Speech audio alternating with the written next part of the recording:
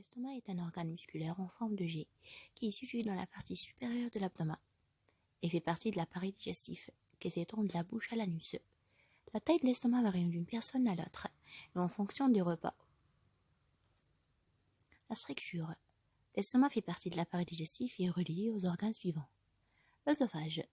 L'œsophage est un organe en forme de tube qui relie la bouche et la gorge à l'estomac. Le point de contact entre l'œsophage et l'estomac est appelé jonction œsophago-gastrique. L'intestin grêle, parfois appelé petit intestin. Organe semblable à un long tube qui s'étend de l'estomac jusqu'au côlon, c'est-à-dire le grand intestin.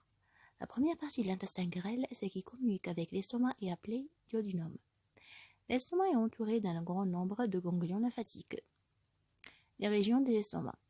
L'estomac est divisé en 5 régions. Le cardia est la région initiale de l'estomac. Il est situé sous l'œsophage avec lequel il communique. Il renferme le sphincter cardial, un mince anneau musculaire qui empêche le contenu gastrique de remonter dans l'œsophage. Le fundus est une région arrondie, située à gauche du cardia et au-dessous du diaphragme. Le corps est la partie principale de l'estomac et la plus grande, où les aliments sont brassés et commencent à se désintégrer. L'antre parfois appelé antre pylorique, est la partie inférieure de l'estomac.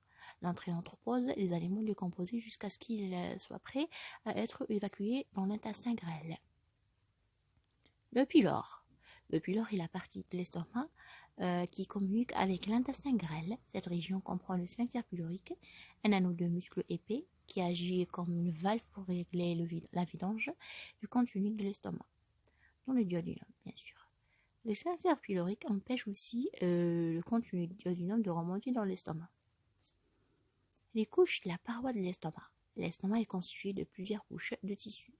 La muqueuse est le revêtement interne de l'estomac. Lorsque l'estomac est vide, la muqueuse est plissée, ses replis gastriques s'aplanissent au fur et à mesure que l'estomac se remplit de nourriture.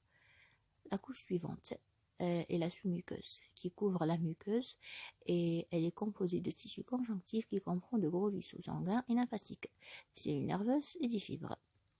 La musculeuse externe ou musculaire hypopria, et la couche suivante qui recouvre la sous-muqueuse. C'est le muscle principal de l'estomac et il est constitué de 3 couches de muscles. La dernière, c'est la cireuse et la membrane fibreuse qui recouvre l'extérieur de l'estomac. La cireuse de l'estomac est aussi appelée péritoine viscéral. On va finir par la fonction.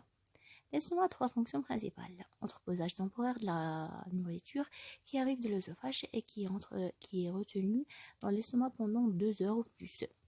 Brassage et désintégration des aliments grâce à la contraction puis à la relaxation du couche musculaire de l'estomac. Digestion de la nourriture. La muqueuse comporte des cellules spécialisées et des glandes qui produisent de l'acide chlorhydrique et des enzymes digestives pour digérer la nourriture. La muqueuse des régions cardiales et pyloriques sécrète du mucus pour protéger le revêtement de l'estomac, de l'acide produit pour la digestion.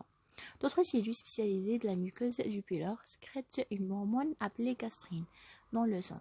La gastrine stimule la sécrétion d'acide et d'enzymes par la muqueuse et contribue au début des contractions des muscles de l'estomac. La nourriture est décomposée en une mixture épaisse et acide appelée chyme.